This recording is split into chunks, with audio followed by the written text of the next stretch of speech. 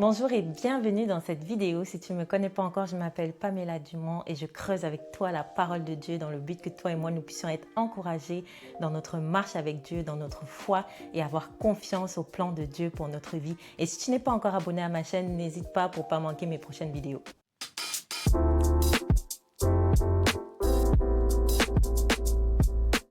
Il y a une tempête ou il y a des tempêtes qui font rage dans ton cœur, dans ta vie, dans tes pensées.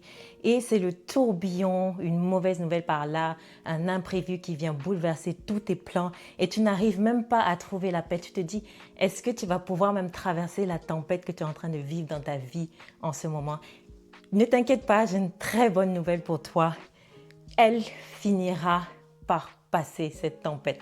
Elle finira par passer cette tempête. Pourquoi? Parce que le Prince de la paix, notre Seigneur Jésus-Christ, est avec toi au milieu de ta tempête. Et tu peux déjà écrire dans les commentaires, j'ai besoin de ta paix, Seigneur. J'ai besoin de toi au milieu de mes tempêtes. Et dans le Nouveau Testament, on va lire dans Marc 4, chapitre 38 à 39. Et lui, il dormait à la poupe sur le coussin. Ils le réveillèrent et ils lui dirent, « Maître, ne t'inquiètes-tu pas de ce que nous périssons ?» Réveillé, il menaça le vent et il dit à la mer, « Silence, tais-toi. » Et le vent cessa et il se fit un grand calme. Quelle image puissante là de Jésus. On a d'un côté les disciples qui sont en train de paniquer littéralement parce qu'ils pensent qu'ils sont en train, ils vont aller mourir dans la tempête. Et on a d'un autre côté Jésus qui dort littéralement, qui lui n'a pas du tout peur de la tempête. Il dort, il est serein. Et ça nous laisse vraiment une impression incroyable, une puissance incroyable. Et je voulais creuser justement ce texte avec toi. Je voulais aller plus profondément pour qu'on puisse aller tirer la pépite qui va nous permettre de demeurer en paix dans la tempête. Et la première chose que je vais te partager par rapport à comment être en paix au milieu de la tempête, c'est ne pas laisser la peur nous paralyser. Littéralement, c'est que ne pas céder à la peur. La peur, c'est un sentiment normal, on est d'accord. Tout le monde a peur, c'est normal. Mais là où ce sentiment de peur est mauvais, c'est là où c'est quand elle nous empêche d'avancer, quand elle nous bloque littéralement, quand elle nous paralyse. Et pour justement aller à l'encontre de ce sentiment qui nous paralyse, il faut mettre en place des choses. Il faut faire des petits changements dans notre système de pensée pour pouvoir réussir à tenir bon alors que la peur vient nous submerger. Et moi, par exemple, je te dirais, c'est de mettre, par exemple, une routine en place. Donc, quand tu sens vraiment dans tes tempêtes, tu sens qu'il y a la peur qui vient et qui te paralyse complètement, qui t'empêche d'avancer. Mais moi, j'utilise une routine, c'est la louange et l'adoration. Donc, je prends un moment pour louer le Seigneur, pour adorer le Seigneur et surtout pour me connecter au cœur de Dieu, pour entendre la voix de Dieu. Et ça me permet justement de passer ces étapes-là.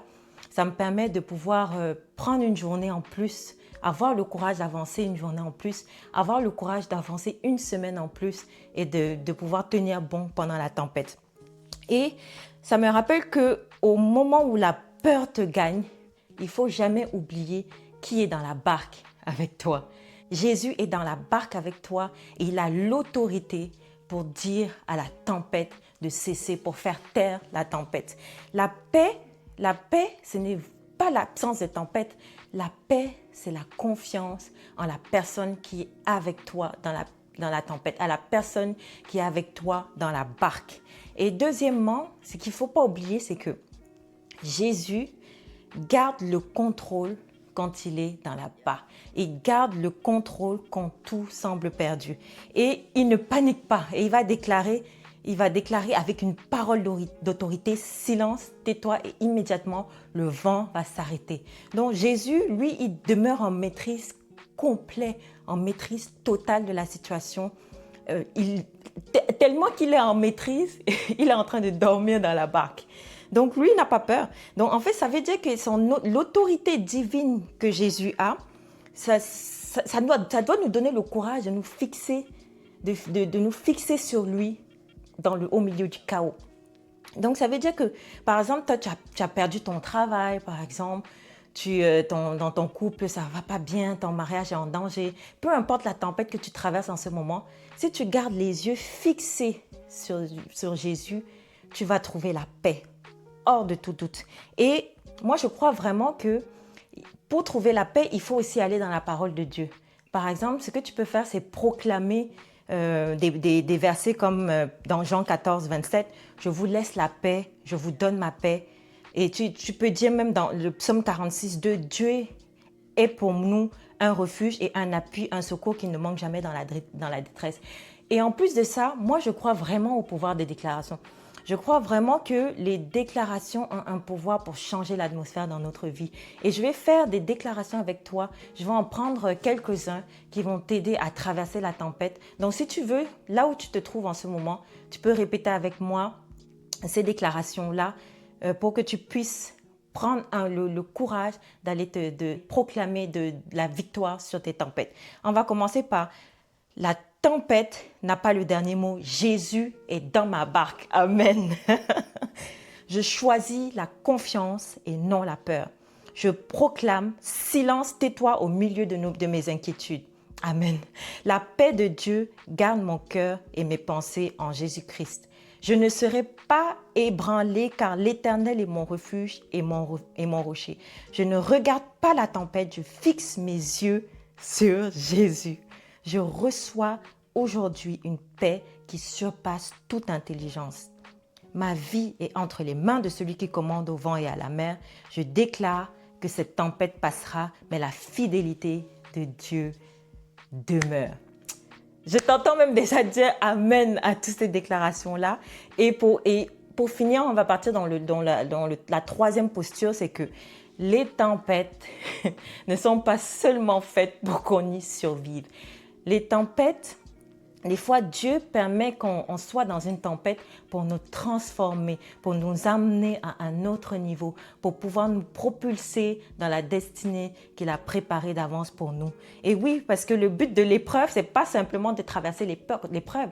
Le but de l'épreuve, c'est d'apprendre de l'épreuve. Donc, des fois, Dieu permet l'épreuve pour qu'on puisse aller apprendre ce qu'il veut qu'on apprenne, qu'on puisse garder confiance en lui et qu'on puisse être aussi boosté dans notre foi, qu'on puisse augmenter au niveau de notre foi et au niveau de notre confiance en lui. Et c'est ça qui est merveilleux. Donc, ça veut dire que plus tu vas avancer dans ton appel, plus tu vas avoir aussi de l'opposition et plus peut-être tu vas traverser des tempêtes. Mais tout ce que tu ne dois pas oublier, je vais dire, c'est que il y a quelqu'un qui est avec toi dans la tempête. Jésus est avec toi dans la barque.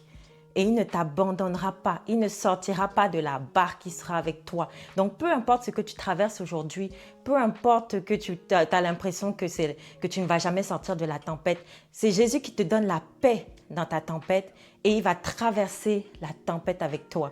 Donc, tu peux même déjà mettre en commentaire, de cette vidéo, Jésus est avec moi au milieu de mes tempêtes. Et surtout, partage cette vidéo à quelqu'un qui traverse une tempête. Comme ça, tu feras un acte pour l'emmener dans la paix, pour lui montrer le chemin de la paix, qu'il peut trouver la paix avec le Seigneur. Il peut trouver la paix parce que Jésus sera dans la barque avec lui. Et si tu as aimé cette vidéo, n'hésite pas à mettre un like, abonne-toi à la chaîne et nous, on se retrouve pour une prochaine vidéo de foi et d'encouragement. Sois béni au nom du Seigneur.